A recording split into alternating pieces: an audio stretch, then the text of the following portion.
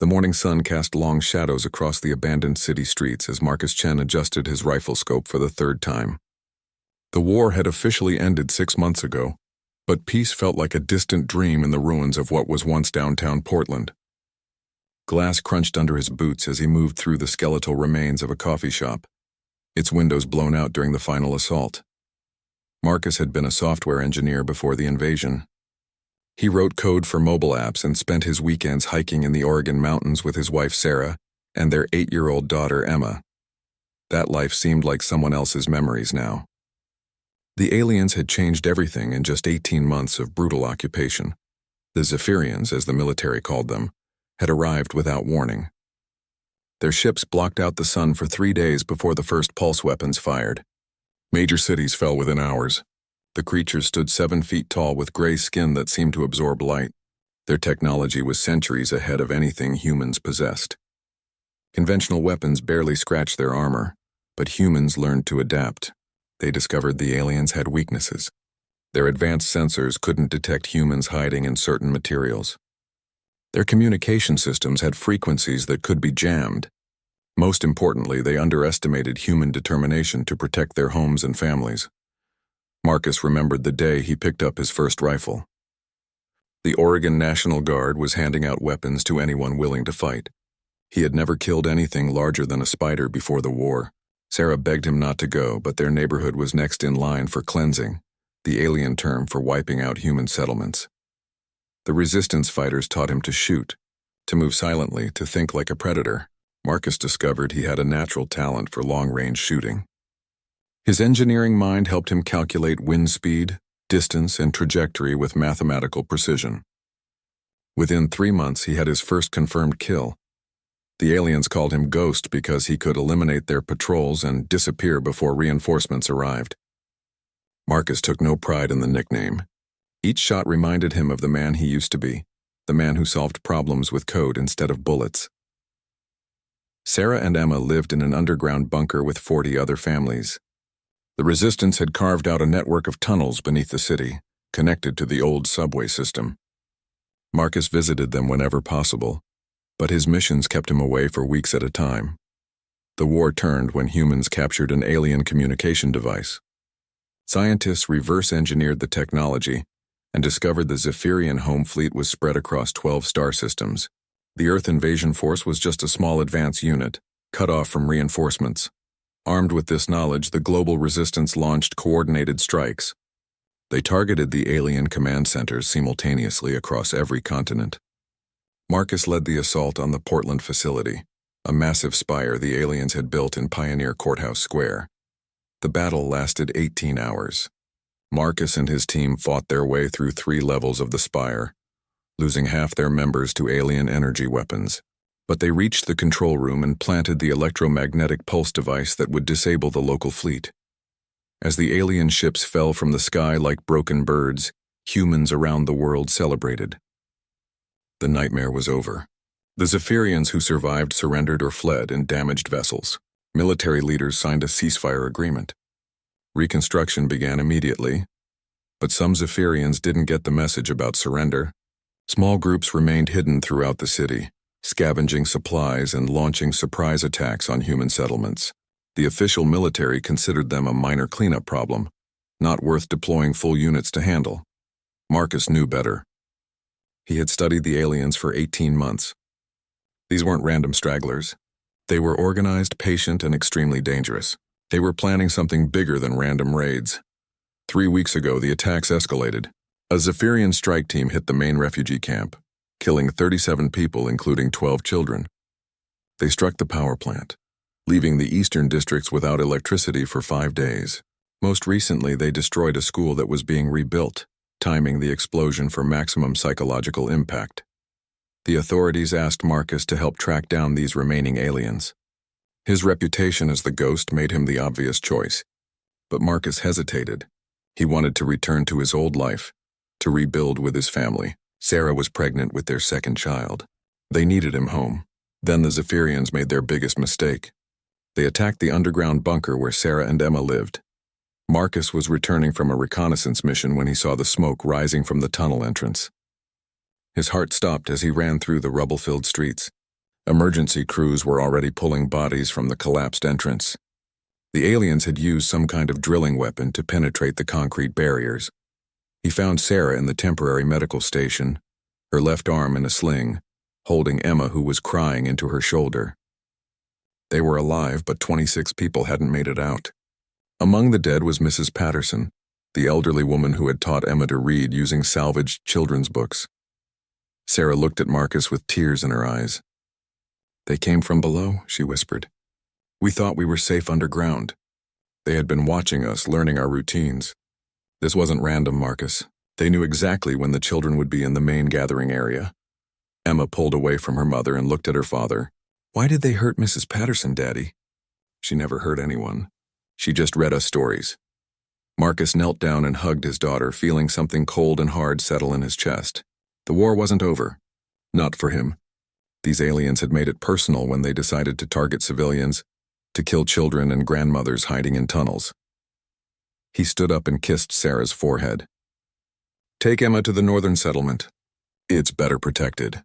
I'll meet you there when this is finished." Sarah grabbed his hand. "Marcus, the war is over. Let someone else handle this." Marcus looked at the rescue workers still pulling debris from the tunnel entrance. He thought about Mrs. Patterson reading stories to children by candlelight. He thought about Emma's tears and the fear in his wife's eyes. "They attacked our home," he said quietly. "They attacked our family. Some things can't be left to someone else." That night, Marcus cleaned his rifle and studied the tactical maps one more time. The Zephyrians thought the war was over. They thought humans would go back to their peaceful rebuilding projects and forget about a few alien survivors hiding in the ruins. They were about to learn how wrong they were. Marcus spent 3 days tracking the Zephyrian strike team through the ruins of downtown Portland. The aliens were careful, but not careful enough. They left traces that most humans would miss.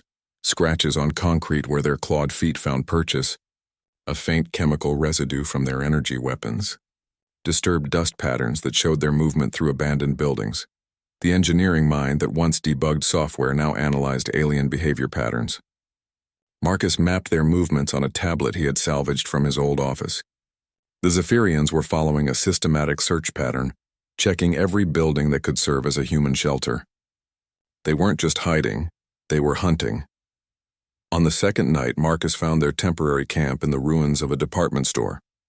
4 Zephyrians had set up equipment among the empty clothing racks. Through his scope, he watched them work with their typical efficiency. They were assembling some kind of device, connecting crystalline components with tools that hummed with alien energy. Marcus could have taken the shot. His rifle was zeroed for exactly this distance. But something made him hesitate. These weren't the same aliens he had fought during the war. They moved differently, with more purpose and less of the mechanical coordination he remembered. They seemed almost desperate. Instead of shooting, Marcus activated the recording function on his scope.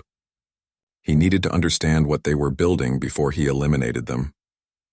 The device they assembled looked familiar, but he couldn't place where he had seen it before.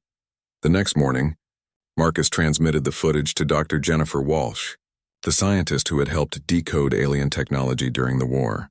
She was now working with the Reconstruction Committee, but she still analyzed alien artifacts for the military. Her response came back within hours. "Marcus, that device is a long-range communicator. Military grade, designed to punch through interstellar distances. If they complete it, they can contact the main Zephyrian fleet and call for reinforcements. You need to stop them immediately." The implications hit Marcus like a physical blow. The war really wasn't over. These surviving aliens weren't just seeking revenge, they were trying to restart the invasion. Every human on Earth was in danger, but the military was focused on rebuilding infrastructure instead of hunting down the remaining threats. Marcus checked his equipment and planned his approach. The department store had multiple entrances, but the aliens had chosen their position well. They could see anyone approaching from the street level, and their sensors would detect most electronic devices. He needed to get close enough to ensure clean shots on all 4 targets before any of them could activate a distress signal. The solution came from an unexpected source. Emma had always loved climbing, and before the war, Marcus had taken her to indoor rock climbing gyms every weekend. The department store was next to a parking garage with external fire escapes that connected to the roof. If Marcus could reach the roof, he would have a clear shot down into the store through the skylight. The climb took him back to those peaceful Saturday mornings with Emma. She had been fearless on the climbing walls, always reaching for the next handhold while Marcus spotted her from below. "Don't look down, Daddy," she would say. "Just think about where you want to go next." Marcus followed his daughter's advice as he climbed the rusted fire escape in complete darkness. Each step was calculated, tested for noise before he committed his full weight. The metal groaned occasionally, but the sounds were lost in the wind that constantly howled through the empty buildings. The roof of the parking garage was covered in debris from the war. Marcus moved carefully through broken concrete and twisted metal, keeping low to avoid being silhouetted against the night sky. The department store was 20 feet away across a narrow alley. The skylight was intact but dirty enough to provide some concealment. Through his scope, Marcus could see the 4 Zephyrians working by the light of their equipment. The communication device was nearly complete. Crystalline arrays were already glowing with stored energy, and the aliens were making final adjustments to the transmission components. Marcus steadied his breathing and lined up his first shot. The lead alien was calibrating the main transmitter, its back turned toward the skylight. The second alien was monitoring some kind of scanner, probably watching for human approach routes. The third and fourth were assembling additional equipment near the store's entrance. The shot sequence had to be perfect. Marcus would have maybe 3 seconds between the first kill and the alien's reaction, 3 seconds to eliminate 4 targets before any of them could send a distress signal or activate defensive systems. He squeezed the trigger. The first alien dropped without a sound, its gray form crumpling behind the transmission device. Marcus worked the bolt and acquired his second target. The scanner operator was already turning toward the sound of the body falling. The second shot took its center mass, spinning it into a clothing rack that collapsed with a crash of metal hangers. The remaining 2 aliens reacted with the speed Marcus remembered from the war. They moved toward cover while reaching for weapons that materialized in their hands from some kind of storage device. But Marcus had anticipated their movement. His third shot caught the closer alien as it dove behind a checkout counter. The bullet punched through the thin metal and found its target. The fourth alien made it to cover behind a concrete pillar. Marcus could see part of its shoulder and one long arm as it tried to activate some kind of device. This was the shot that mattered most. If the alien sent any kind of signal, other Zephyrian groups would know their position had been compromised. Marcus controlled his breathing and waited. The alien would have to expose more of itself to use whatever device it was holding. Patience had always been his greatest strength as a sniper. He could wait as long as necessary. The alien's head appeared for just a moment as it tried to peer around the pillar. Marcus fired.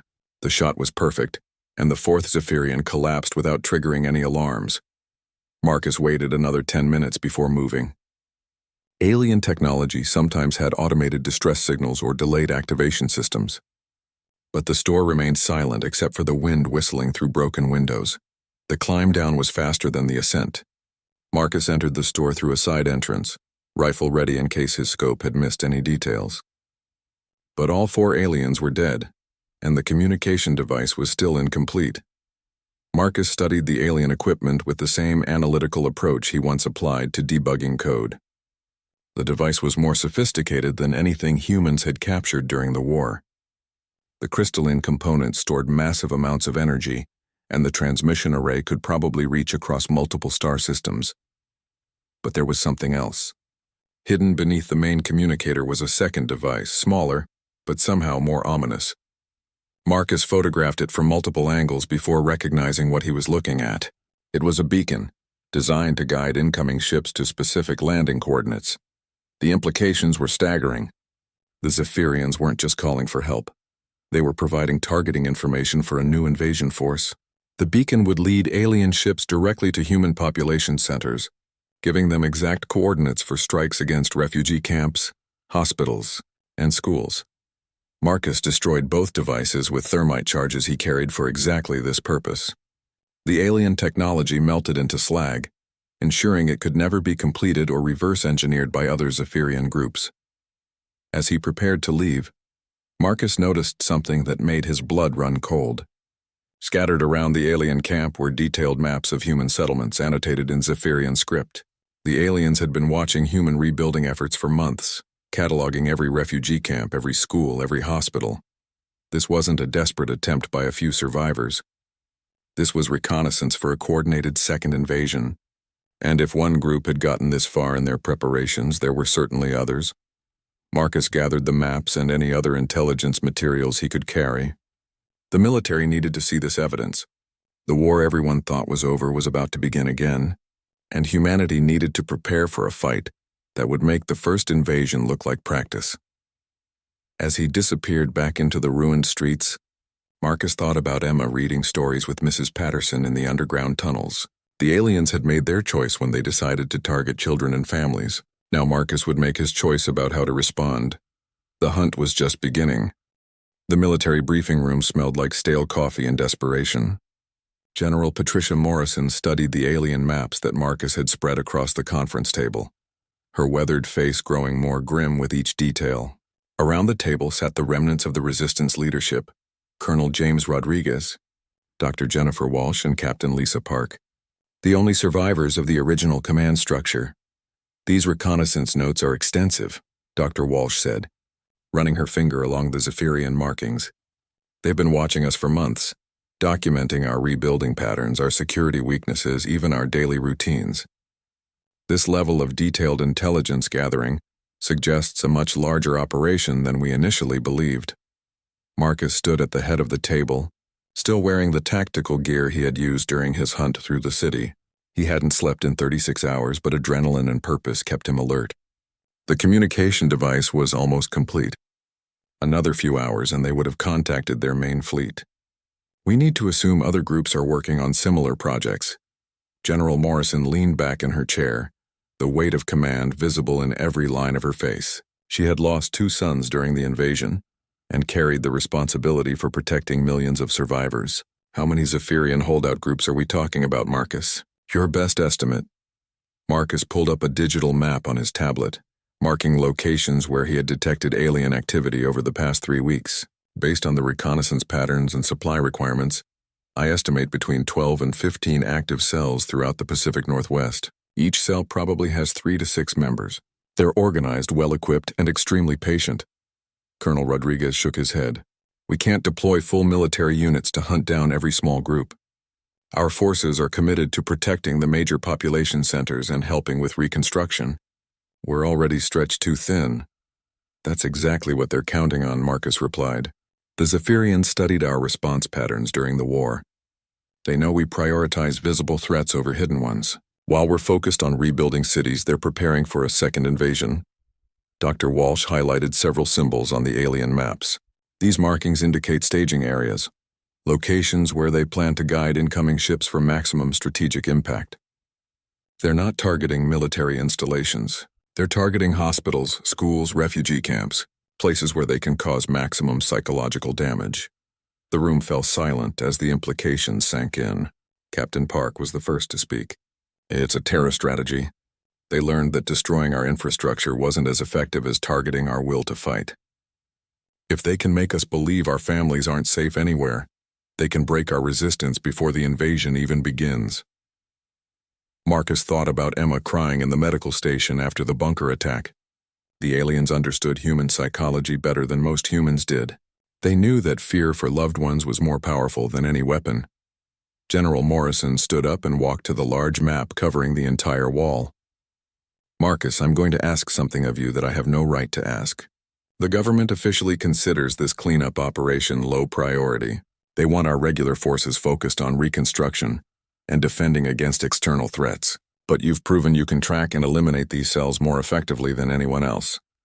Marcus knew what was coming before she said it. You want me to hunt them down alone?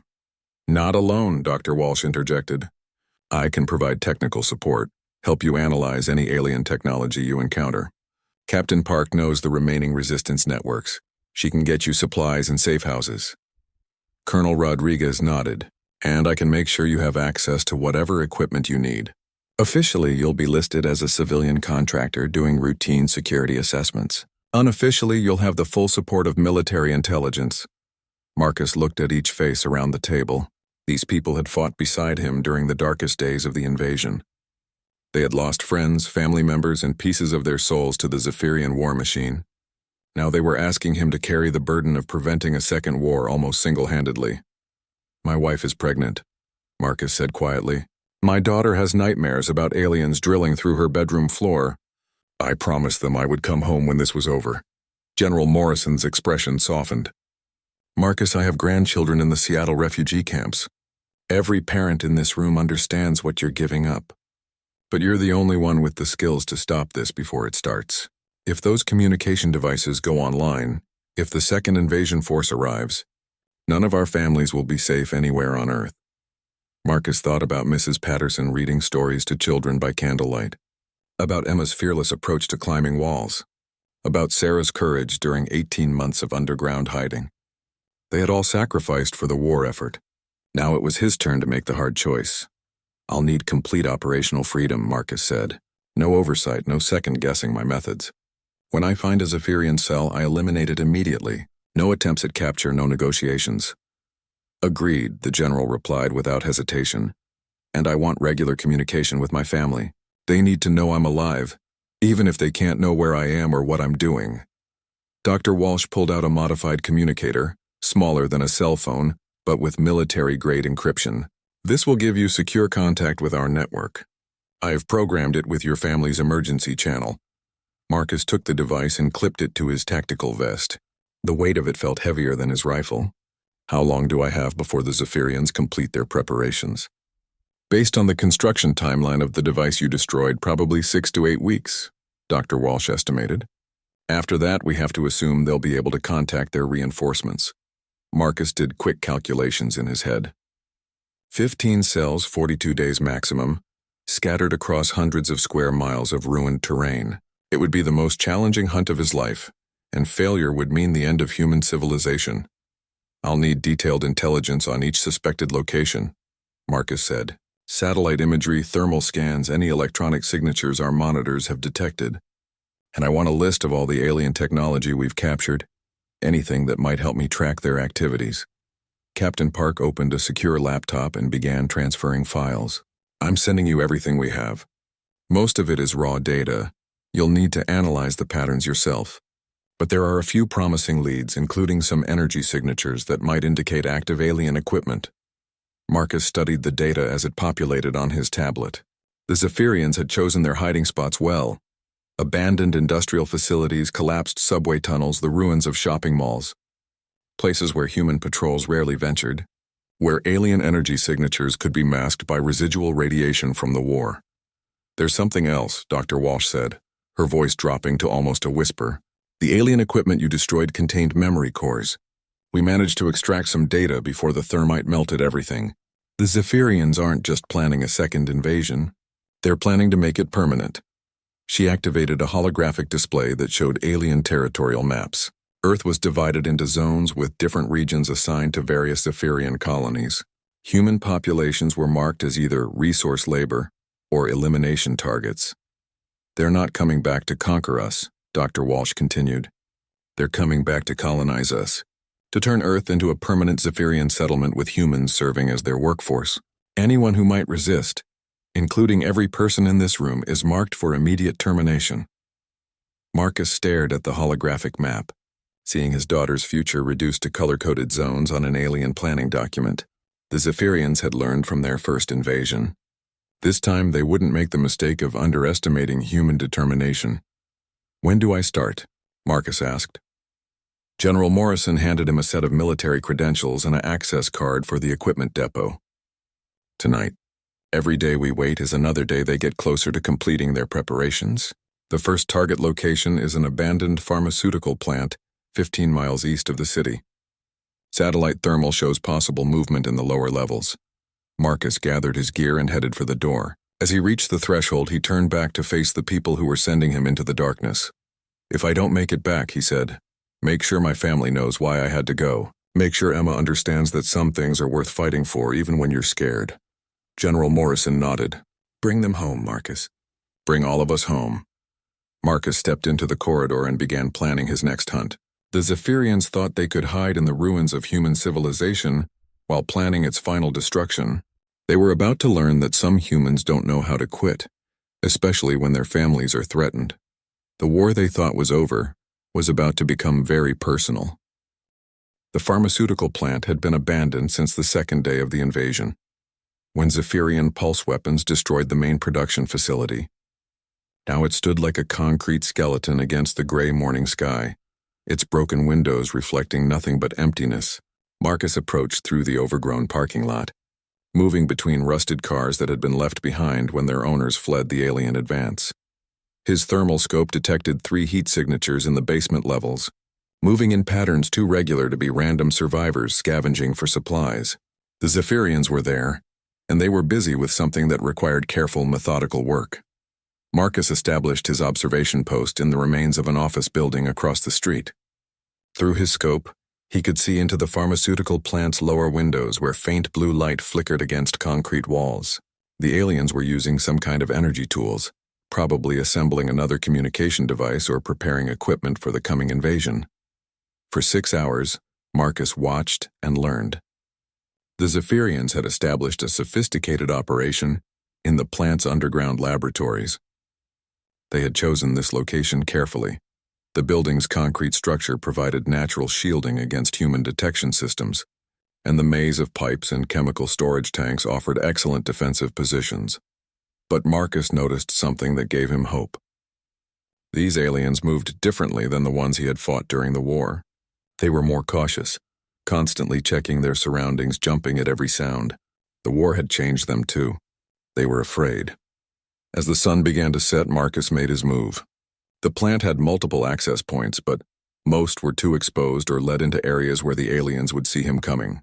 He chose the old loading dock on the north side, where a damaged truck trailer provided cover right up to the building's entrance. The loading dock doors had been sealed with some kind of alien material that looked like metallic foam. Marcus pulled out a chemical torch and began cutting through the barrier, working slowly to avoid creating sparks or noise that might alert the Zephyrians below. The basement access was through a service elevator that had been damaged during the invasion. Marcus rappelled down the elevator shaft, testing each anchor point carefully before committing his full weight. At the bottom, he could hear the aliens working in the adjacent laboratory, their tools humming with the distinctive frequency of Zephyrian technology. Through a crack in the concrete wall, Marcus could see what they were building. It wasn't just a communication device, it was a complete command and control station. Banks of crystalline displays showed maps of human settlements, troop movements, and resource allocation charts. The aliens weren't just calling for reinforcements. They were coordinating the entire second invasion from this underground facility. Marcus counted 5 Zephyrians instead of the 3 his thermal scope had detected. 2 were working on the main communication array, 1 was monitoring human radio frequencies, and 2 were stationed as guards near the laboratory entrance. Their weapons were more advanced than anything he had seen during the war. Energy, rifles that seemed to charge automatically, and armor that shifted, color to match the surrounding environment. The shot sequence would be even more challenging than the department store operation. 5 targets, better equipment, improved defensive positions, and a facility that could probably jam human communications if the aliens detected an attack. Marcus would have to eliminate all 5 targets without any of them triggering an alarm or sending a distress signal. Marcus positioned himself in the ventilation system above the laboratory, using maintenance shafts that the aliens hadn't bothered to secure. From this angle, he could see the entire operation and plan his attack sequence. He started with the communication operator, the alien monitoring human radio frequencies. This target was isolated from the others and focused on his screens. Marcus lined up the shot and squeezed the trigger. The alien slumped forward onto his console without making a sound. The 2 guards were next. They were positioned on opposite sides of the laboratory entrance, but Marcus had an angle that let him target both with rapid follow-up shots. He took the closer guard first, then swung his rifle to acquire the second target. Both aliens dropped before either could raise an alarm. The 2 aliens working on the main communication array were the most dangerous targets. They were side by side with direct access to the transmission controls. If either of them reached the emergency broadcast system, every Zephyrian cell on Earth would know their position had been compromised. Marcus aimed for the alien closer to the control panel. The shot took its center mass, spinning it away from the controls, but the second alien reacted with lightning speed, Diving toward the emergency transmitter, Marcus worked his rifle bolt and fired again, but the alien had reached partial cover behind a bank of equipment. For 30 seconds, Marcus and the surviving Zephyrian played a deadly game of hide-and-seek among the laboratory equipment. The alien would pop up to try reaching the controls, and Marcus would force it back down with precisely placed shots. But eventually, the Zephyrian would get lucky or find an angle Marcus couldn't cover. The solution came from an unexpected source. During the war, Marcus had learned that Zephyrian equipment often had built-in safety systems to prevent accidental damage. He shifted his aim from the alien to the main power coupling that fed the entire communication array. The shot severed the power connection, and the laboratory plunged into darkness except for emergency lighting. In the confusion, Marcus heard the alien moving toward where it thought the manual controls were located. But Marcus had night vision equipment, and the Zephyrian was now silhouetted against the dim emergency lights. The final shot echoed through the concrete chamber, and silence returned to the pharmaceutical plant. Marcus waited 15 minutes before entering the laboratory, making sure there were no automated systems or backup protocols that might still pose a threat. The alien command center was even more sophisticated up close. The displays showed detailed invasion plans, including landing zones for incoming ships and target priorities for the initial assault. But the most disturbing discovery was a series of biological analysis reports. The Zephyrians had been studying human DNA, mapping genetic variations and resistance factors. They were planning to use biological weapons designed specifically to target human physiology, while leaving their own forces unaffected. Marcus photographed everything before destroying the equipment with thermite charges. As the alien technology melted into useless slag, he thought about the implications of what he had found. The second invasion wasn't just going to be bigger than the first. It was going to be more targeted, more deadly, and more final. His secure communicator buzzed with an encrypted message from Dr. Walsh. Urgent. Detected massive energy spike from Sector 7. Another cell just went active. Whatever they're building, they're accelerating their timeline. Sector 7 was the ruins of the Portland International Airport, 20 miles from Marcus's current position. If the aliens were using the airport infrastructure, they might be preparing actual landing facilities for incoming ships. Marcus had to reach that location before they completed their preparations. As he climbed back up the elevator shaft, Marcus realized that his mission was evolving beyond simple hunt-and-kill operations. The Zephyrians were building an invasion infrastructure that would allow them to land massive forces directly into human population centers. Each facility he destroyed bought time, but eventually he would have to find and eliminate their central command structure. The pharmaceutical plant had been just one node in a larger network. Somewhere in the ruins of Portland, there was a master control facility coordinating all of these separate operations. Marcus had to find it before the Zephyrians finished their preparations. But first, he had to deal with whatever was happening at the airport. If the aliens were preparing landing facilities, they would have extensive defensive systems and probably more personnel than any previous target. This might be the fight that would test every skill he had learned during the war. Marcus loaded fresh ammunition into his rifle and checked his equipment one final time. The night was young, and the Zephyrians were about to learn that the human sniper they called Ghost was still hunting in the darkness. The war they thought was over was about to get much more personal. And Marcus Chen was going to make sure they remembered exactly what it meant to attack someone's home. Portland International Airport had been one of the first targets hit during the invasion.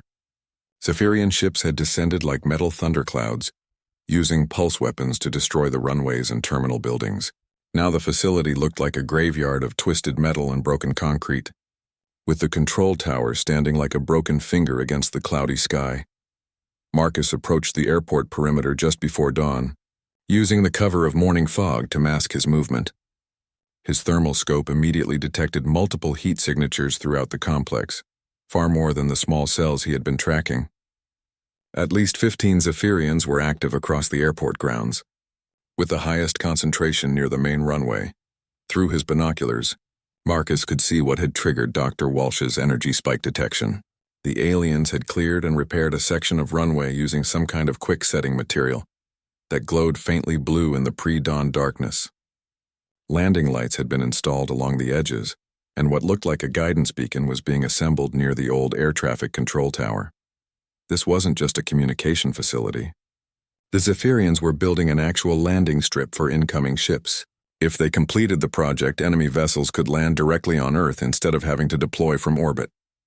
The tactical advantage would be enormous.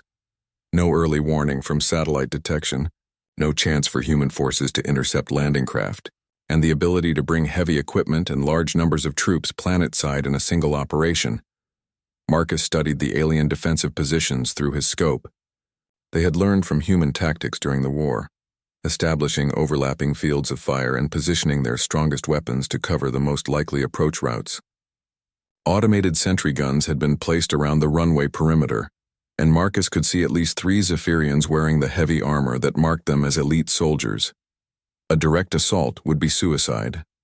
15 aliens with advanced weapons, prepared defensive positions, and automated support systems could probably hold off a full company of human soldiers. But Marcus wasn't planning a direct assault. He was planning to turn their greatest strength into their greatest weakness. The Zephyrians had concentrated their forces to protect the runway construction project. That meant they had pulled personnel from other locations, leaving their supply lines and communication networks more vulnerable than usual. Marcus couldn't attack the main force directly, but he could disrupt their operation by targeting their support infrastructure. Marcus spent the morning identifying the alien supply chain.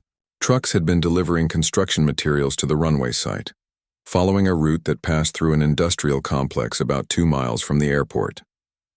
The vehicles were human-made, but had been modified with Zephyrian technology, probably salvaged from abandoned military bases.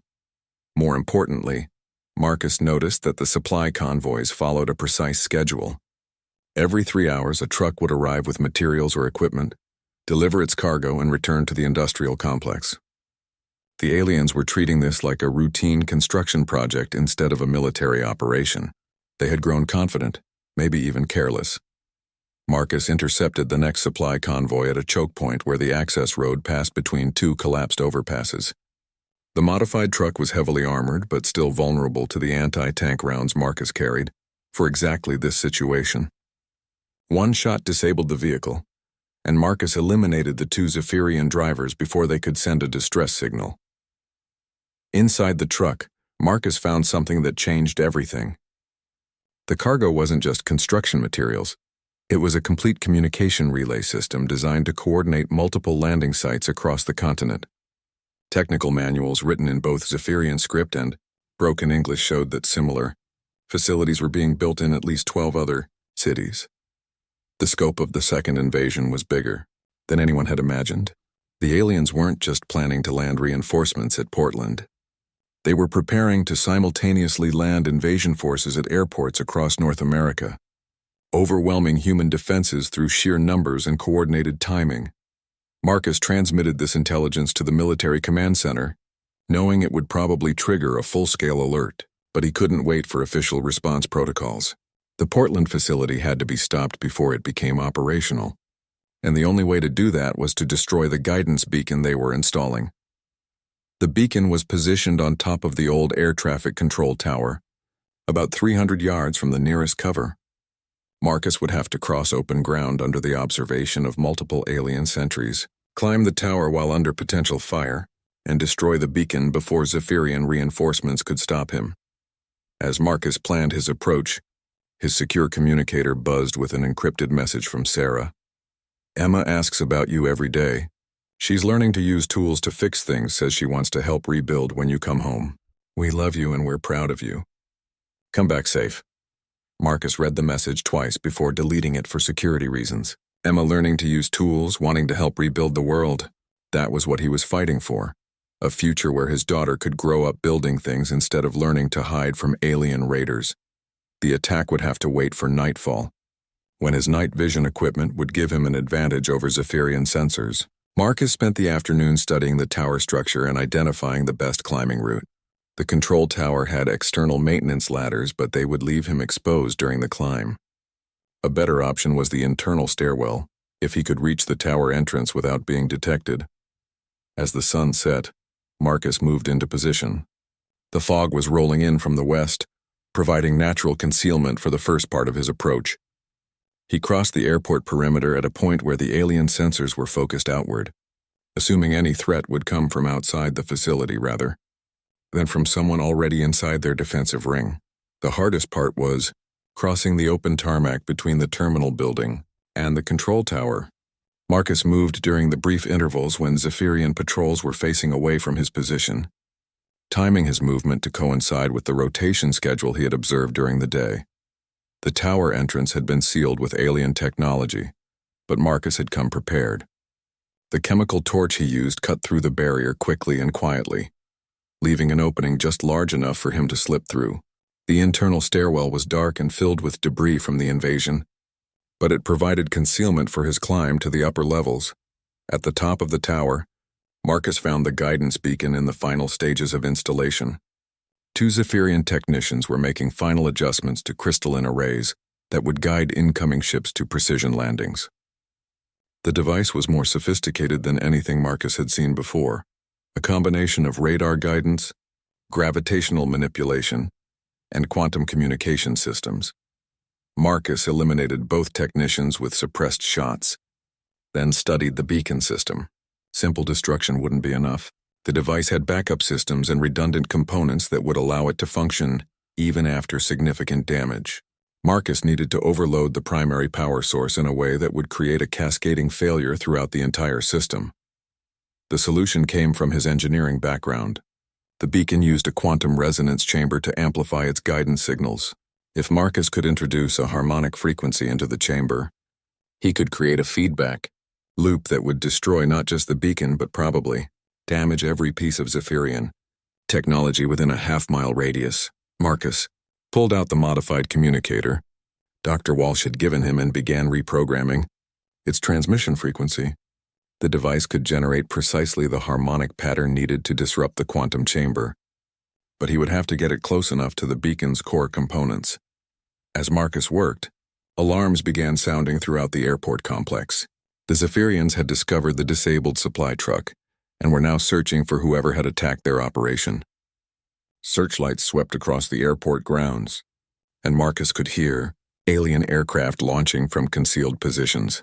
To patrol the perimeter, Marcus attached his modified communicator to the beacon's quantum chamber and activated the harmonic disruption sequence. Immediately, the crystalline arrays began resonating at frequencies that made his teeth ache. The feedback effect was building exponentially, creating interference patterns that spread throughout the alien communication network. Zephyrian equipment began failing across the airport complex. Sentry guns shut down, communication systems went silent, and even the aliens' personal weapons started malfunctioning. The harmonic disruption was acting like a virus in their technological systems, spreading through any connected device and causing catastrophic failures. Marcus climbed onto the tower's external catwalk and prepared to rappel down the outside of the building. Through his scope, he could see Zephyrians running in confusion as their sophisticated equipment became useless metal and crystal. The beacon's destruction had created exactly the chaos he needed to escape the facility. But as Marcus prepared his descent, he saw something that made him pause. In the distance, barely visible against the night sky, 3 points of light were. Marcus had 8 minutes before the Zephyrian ships would attempt to land. The control tower's radar array was a massive dish antenna from before the war, designed to track aircraft across hundreds of miles. If he could reprogram its transmission frequency to match the harmonic disruption pattern that had destroyed the beacon, he might be able to create an interference field powerful enough to scramble the incoming ship's navigation systems. The radar control room was filled with human technology that had been damaged during the invasion but not completely destroyed. Marcus's engineering background became crucial as he traced power connections and identified which systems were still functional. The main transmitter had backup power, and the tracking motors could still rotate the dish antenna. Working by the light of his tactical flashlight, Marcus began rewiring the radar system. He cannibalized components from his destroyed communicator and several pieces of alien technology from the beacon wreckage. The quantum resonance crystals could amplify the radar's transmission power, while the harmonic frequency generators would turn the tracking signal into a weapon against Zephyrian navigation systems. Through the control room windows, Marcus could see the three alien ships growing larger as they descended. Each vessel was roughly the size of a city bus, designed for rapid troop deployment rather than heavy combat. But if they landed successfully, they would disgorge at least 60 Zephyrian soldiers equipped with the latest weapons and armor. Marcus finished the modifications with 4 minutes to spare. The radar dish began rotating as he input targeting coordinates, tracking the lead alien ship as it descended through the cloud layer. On the modified display screen, Marcus could see the three vessels flying in tight formation, their navigation systems locked onto the beacon signal that was no longer transmitting. Marcus activated the harmonic disruption transmission. The radar dish focused its modified signal directly at the incoming ships, creating an interference pattern that would overwhelm their quantum guidance systems. For 30 seconds, nothing seemed to happen. Then the lead ship began to wobble in its descent pattern. The Zephyrian pilots were fighting to maintain control as their navigation computers received conflicting signals from the disrupted quantum field. The second ship veered off course, its pilot apparently deciding to abort the landing rather than risk a crash. But the third ship continued its descent, either because its systems were more heavily shielded or because its pilot was more determined to complete the mission. Marcus adjusted the radar targeting to focus maximum power on the remaining ship. The alien vessel was less than a mile from the airport now, close enough that Marcus could see its hull details through his scope. The ship was larger than the others, with additional armor plating and what looked like heavy weapon mounts. This wasn't just a troop transport, it was a command vessel. The harmonic interference finally overwhelmed the command ship's navigation systems. The vessel lurched sideways, its pilot losing control as the quantum guidance computers failed. Marcus watched through his scope as the alien ship clipped the edge of an abandoned hangar building and crashed into the far end of the runway in a shower of sparks and debris. But Marcus's victory was short-lived. The radar system had been overloaded by the quantum crystal modifications, and smoke was beginning to pour from the transmitter housing. Worse, the crash had occurred less than half a mile from Marcus's position, and he could see figures moving in the wreckage. Some of the aliens had survived, and they would be extremely angry about their landing being disrupted. Marcus gathered his equipment and began his descent from the control tower. The alien ground forces were still scattered and confused by the equipment failures, but they would reorganize quickly once their commanders established communication. Marcus needed to be gone before they could coordinate a systematic search. The rappel down the outside of the tower went smoothly until Marcus was about halfway down. Then searchlights from the crashed command ship began sweeping the airport complex, obviously looking for whoever had disrupted their landing. One of the beams passed directly across the control tower, illuminating Marcus on his rappelling rope like a bug on a wall. Alien energy weapons began firing immediately. Marcus dropped the last 40 feet to the ground, landing hard but rolling to absorb the impact.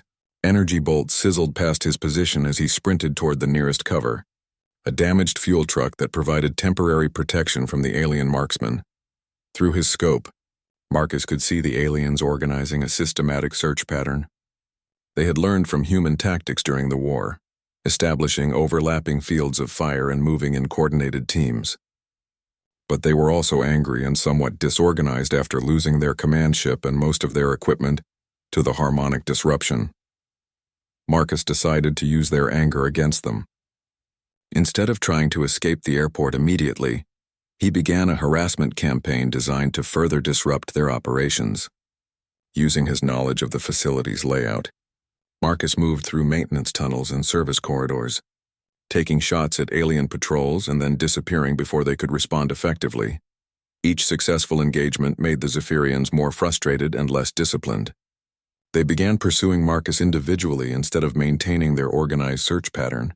This gave Marcus opportunities to isolate and eliminate small groups of aliens without facing their full force simultaneously. But Marcus knew he couldn't keep this up indefinitely. His ammunition was limited, and eventually the aliens would either corner him or call for reinforcements from other cells. He needed to find a way to eliminate the remaining threats and escape the airport before dawn brought better visibility for alien searchers. The solution came when Marcus reached the crashed command ship. The vessel had broken apart during the impact, but its main hull was intact. More importantly, Marcus could see alien survivors working frantically to repair their communication systems. If they succeeded in contacting other Zephyrian cells, Marcus would face overwhelming odds. Marcus counted 8 aliens working around the crash site, including what appeared to be a command officer directing the repair efforts. These were the survivors from the ship's crew, probably the most experienced and dangerous Zephyrians in the entire airport complex. The approach to the crash site required crossing 200 yards of open runway with minimal cover. Marcus would be exposed to alien fire for at least 30 seconds, plenty of time for experienced marksmen to eliminate him. But the aliens were focused on their repair work, and Marcus noticed they had positioned their sentries to watch for threats from the terminal area rather than from the direction of the control tower. Marcus used the remains of destroyed aircraft as stepping stones across the runway, moving from one piece of wreckage to the next. During brief moments when the alien sentries were facing away from his position, the final approach required him to crawl across 50 yards of open concrete, using only the slight depression created by old runway markings for concealment. At the crash site, Marcus could hear the aliens speaking in their harsh, guttural language. Through his scope, he could see they had almost completed repairs to a portable communication device. Once that system came online, every Zephyrian cell on the continent would know about the disrupted landing and the human responsible for it. Marcus had one chance to stop them. 8 targets, excellent defensive positions, and he would have to eliminate all of them before any could activate the communication system or call for help from the remaining ground forces. Marcus positioned himself behind the wreckage of an aircraft engine, giving him a clear field of fire while providing protection from return shots. He lined up his first target, the command officer directing the repair work. This alien was closest to the communication device and posed the greatest immediate threat. The first shot dropped the command officer without a sound. Marcus worked his rifle bolt and acquired his second target, one of the sentries who was starting to turn toward the sound of the falling body. The second shot eliminated that threat before the alien could raise an alarm, but the remaining 6 aliens reacted with the speed and coordination Marcus remembered from the war. They moved toward cover while drawing weapons, communicating through hand signals to coordinate their response. Marcus had perhaps 10 seconds before they would locate his position and return fire. Marcus shifted position after each shot, using the wreckage field to mask his movement while maintaining pressure on the alien survivors. His third and fourth shots caught 2 aliens who tried to reach the communication device. His fifth shot eliminated an alien who was attempting to flank his position. The last 2 aliens had reached good cover and were now returning, fire with energy weapons that carved chunks out of the concrete around Marcus's position. But they were also protecting the communication device, which meant Marcus knew exactly where they would be. Marcus pulled out his last thermite grenade and calculated the throw carefully. The device landed between the 2 aliens and the communication equipment, forcing them to choose between protecting themselves and protecting their mission. Both aliens dove away from the grenade, giving Marcus clear shots as they abandoned their defensive positions. The thermite explosion destroyed the communication device, and 3 weeks later, Marcus stood on the observation deck of the rebuilt Seattle Space Needle, watching the sunrise paint the Pacific Northwest in shades of gold and amber. Below him, the city bustled with reconstruction activity, cranes rebuilding hospitals, workers repairing schools, families moving back into neighborhoods that had been abandoned during the invasion. The hunt was over.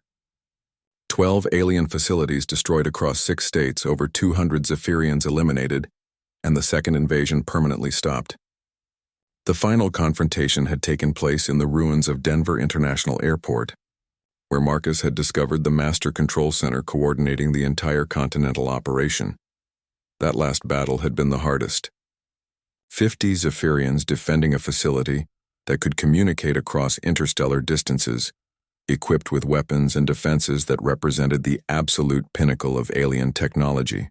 Marcus had spent 4 days infiltrating the facility, disabling security systems and eliminating guards one by one until he could reach the central command chamber.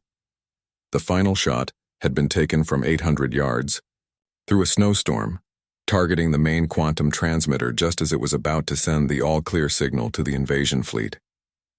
The explosion had destroyed not just the transmitter but the entire facility, creating a cascade failure that knocked out Zephyrian technology across 3 time zones. Now Marcus was going home. The war that everyone thought was over truly was finished this time. Satellite surveillance showed no remaining alien activity anywhere on Earth. The few surviving Zephyrians had fled the planet in damaged ships, carrying news of their defeat back to their home fleet. Marcus's secure communicator buzzed one final time.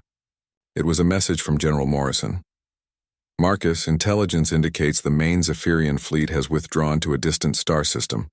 They're probably not planning another invasion for decades, if ever. You bought us time to rebuild and prepare proper defenses. The president wants to award you the Medal of Honor, but I told her you'd probably prefer to just go home to your family. Come see me when you're ready to officially debrief. The drinks are on me. Marcus smiled and deleted the message. He had no interest in medals or official recognition. All he wanted was to hold his wife and daughter, to help rebuild the world they would inherit, and to maybe teach Emma some of the climbing techniques he had used during his missions. The elevator ride down the Space Needle seemed to take forever, but finally Marcus was walking through the streets of Seattle, toward the refugee camp where Sarah and Emma were living. He had called ahead so they would be expecting him, but Marcus found himself nervous, wondering if 3 weeks of hunting aliens through ruined cities had changed him in ways that his family would notice. He needn't have worried. Emma spotted him from 3 blocks away and came running down the street, her face bright with joy and relief.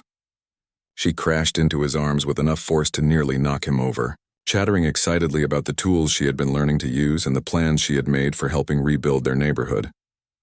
"Daddy, I learned how to use a drill and a saw, and I helped fix Mrs. Chen's wheelchair, and I've been reading about engineering because I want to build things like you do, and Mom says the baby is going to be born next month, and we found a house near the good school, and..."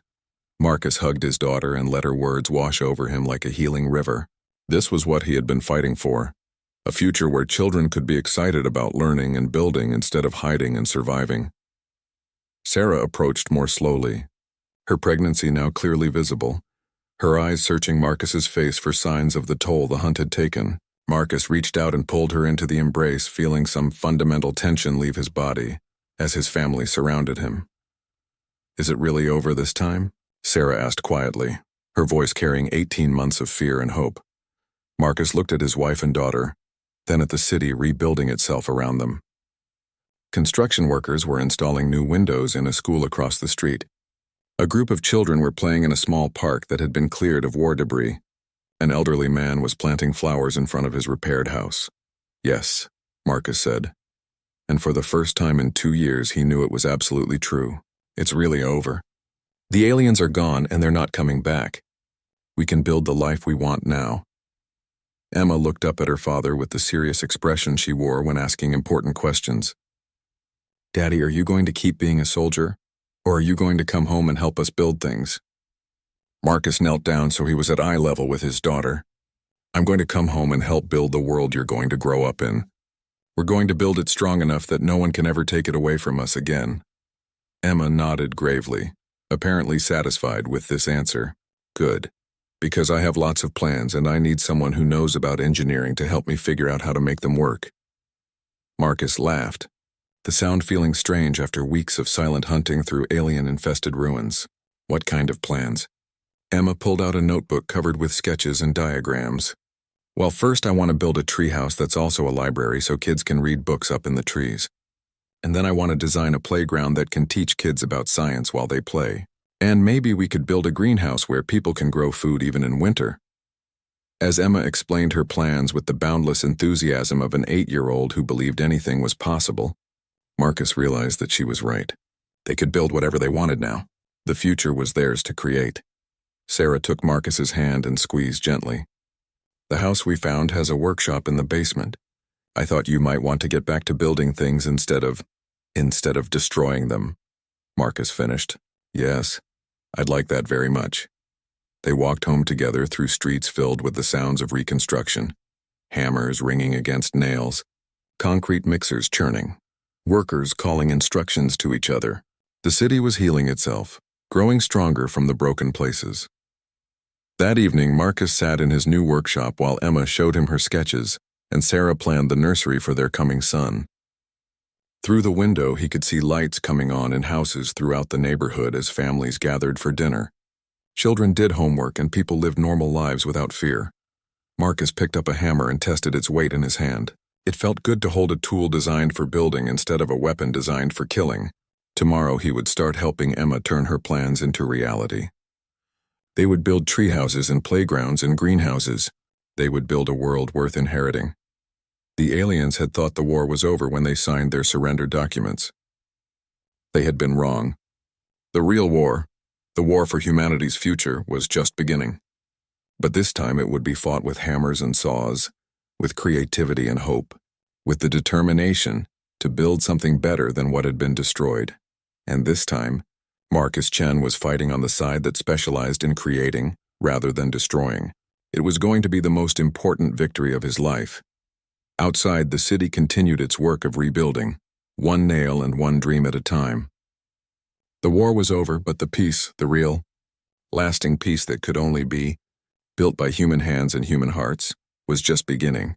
Marcus smiled as he watched his daughter sketch plans for a world where alien invasions were just stories in history books, where children could dream about building tree houses instead of hiding in underground bunkers. Emma was right to be optimistic. They were going to build something wonderful,